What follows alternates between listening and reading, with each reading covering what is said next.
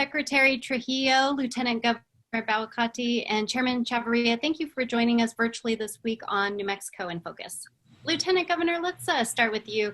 Zuni's been alerting the community about COVID-19 cases, and also alerting the community about different measures the tribe's taking, including a curfew, partial closure of the community. First off, how is Zuni doing right now?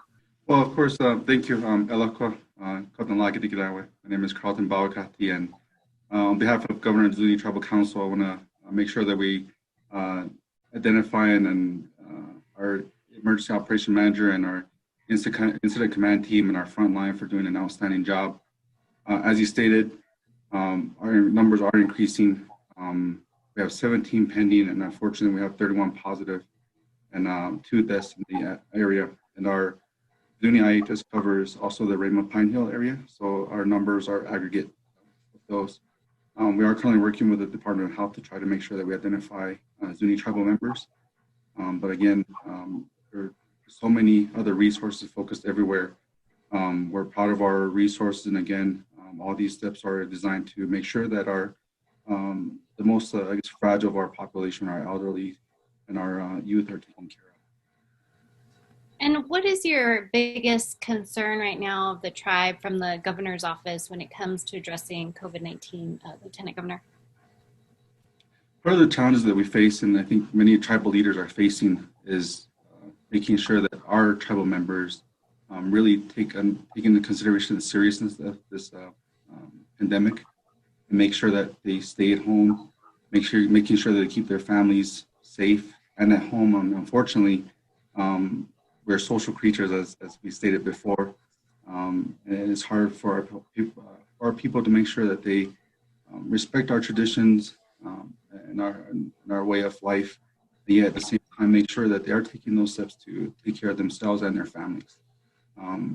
Those are some of the challenges we face, and of course, a lot of misinformation causes people to be concerned, but we're proud of our PIO for making sure that we put out factual information. And I guess when we look at it, that is part of our challenges as tribal leaders, is making sure that we're discerning rumors from fact.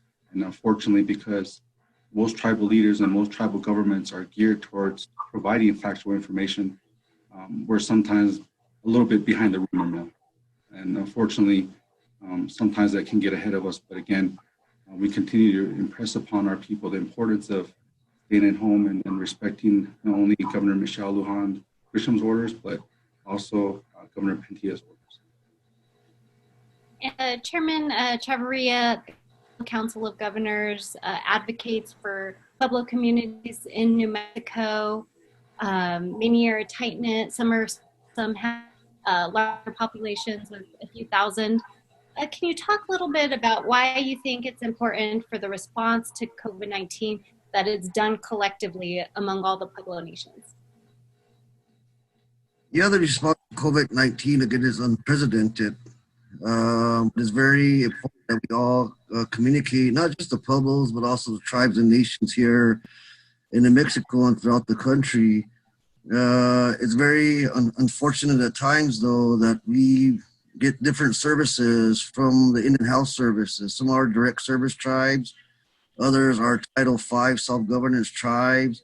And so it's very critical that mechanism, again, to the trust responsibility from the federal government. But as the chairman for the All Pueblo Council of Governors, it's having to provide that information to all leadership, because we all have different internal capacities and capabilities. It's not a one size fits all, but it's very important we share information. So for each tribal leader, it'd be up to them to determine what's that best path forward for them, and how do they share that information, which is very critical in this unprecedented time.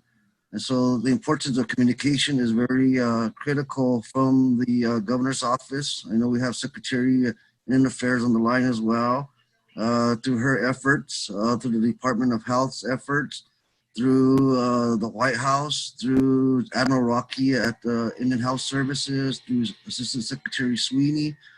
So it's advocating at all those levels of government, making sure there's constant information that's factual, that all leadership can then make an informed decision on how do we actually work towards preventive measures, but also to make sure that our individual tribal members aren't impacted by this virus. And Secretary Trujillo, having two of the leaders here in the state recently collaborated with several Native people in New Mexico. The Indian Affairs Department also works with the Navajo Nation and the two Apache as well as the Pueblos. Can you talk a little bit about the document, the tribal COVID-19 response that was put together specifically to address some of these issues that the leaders are talking about right now? Sure, thank you, Antonia. I mean, we heard from tribal leadership, a lot of communities about needing assistance and some guidance. And so what Indian Affairs did is they worked really hard to prepare the document. We were able to collaborate with a couple of folks and get that document out. You know, we heard from our Governor Lujan Grisham, you know, we need to do everything that we can do to offer assistance in order to provide guidance so that we stop, you know, we can reduce the risk of spreading COVID-19. And so this plan was offered as guidance to our tribal communities and leadership. As Chairman Chavarria mentioned, every tribal community is unique and different, and it was just offered with the intention to provide some parameters around closures, isolation, and so we really saw that as a tool that we could get out there and support our leaders. And can you talk a little bit about why it's important when these type of planning and documentation and even collaboration includes tribal culture, even tribal language, and just a Pueblo way of life here in New Mexico, Secretary? Yeah, for example, we had assistance with a number of collaborators who took a look at certain sections of the protocol. I mean, a lot of it's really nuts and bolts, but one particular section where we received some, you know, requests for assistance is in relation to funerals and how to, and deceased persons. And so we made sure that we provided that information, but provided it in a way that, you know, really takes into respect our tribal communities and our cultures.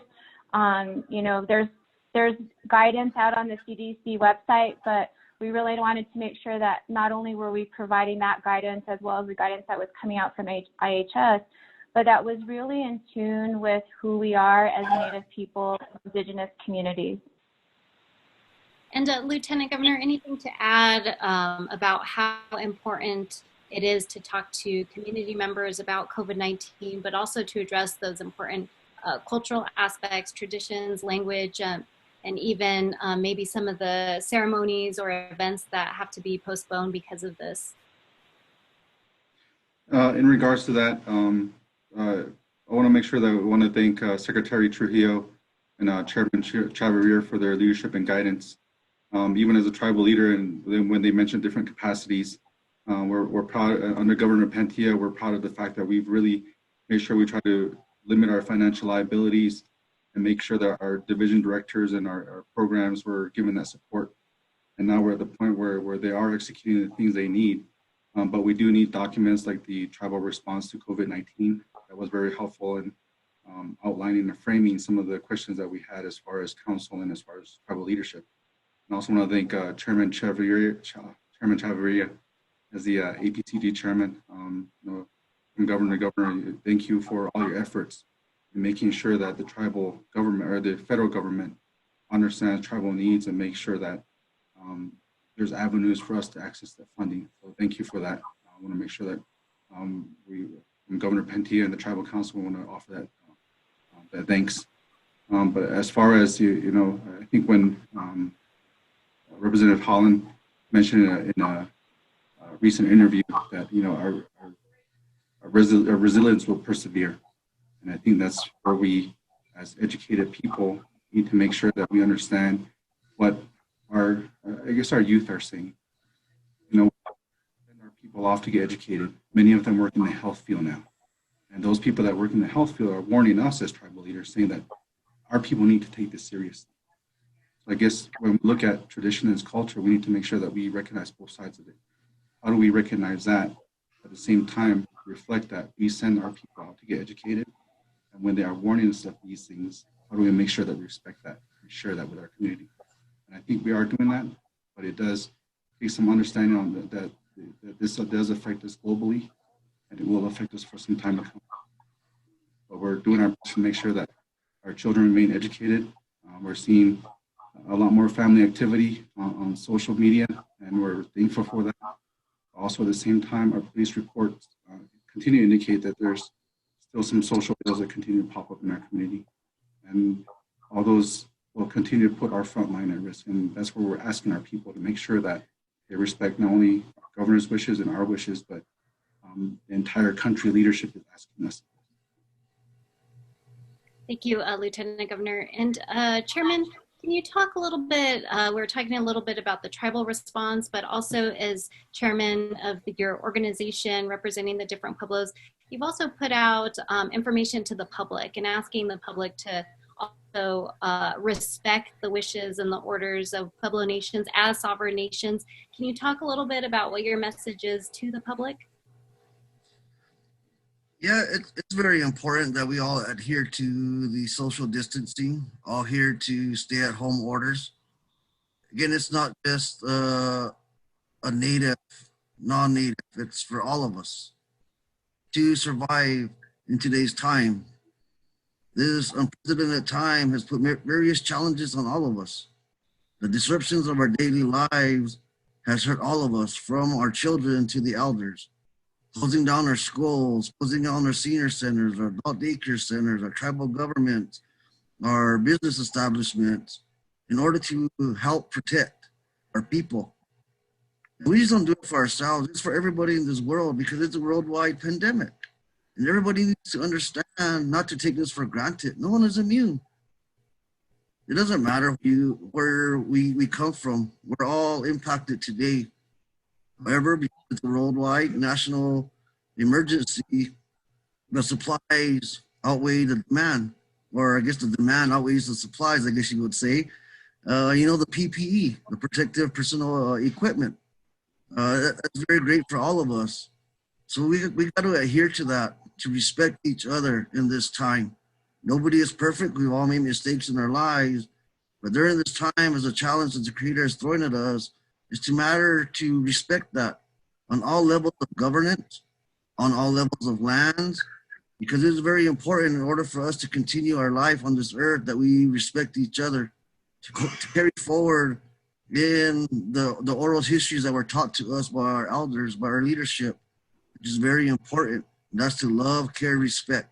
And that's all that we're asking, is to love, care, and respect what the tribal leadership have put out in these orders, because we're all in it together. It's we that are going to make an example for we can continue into the future. No one has all the answers. This is a difficult challenge for all of us. So we got to put that disagreement to the side in order to have a better future for not just us, but for the ones that are yet to come. Well, thank you for that. And I want to thank all three of you for joining us, and just our thoughts are with all the tribal communities in New Mexico and of course across the nation and everyone around the world through this difficult time. And Secretary Trujillo, as we close out, any information for any of the Pueblos or Native people that are watching tonight, where to find out the work of the Indian Affairs Department? Yeah, Antonia, thank you. I invite people to visit us on our website. We have a tab there for COVID response. The plan is there.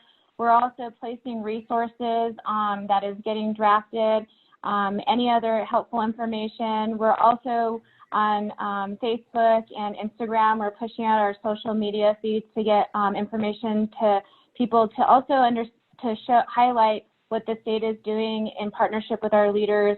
And before I leave, I just want to say thank you to all our leaders out there. They've taken tremendous efforts to secure their lands and assist their people, and we're here as a partner for them. So stay at home. That's what you can do to keep everybody safe. Thank you. Thank you. Thank you, everyone. Thank you. Thank you.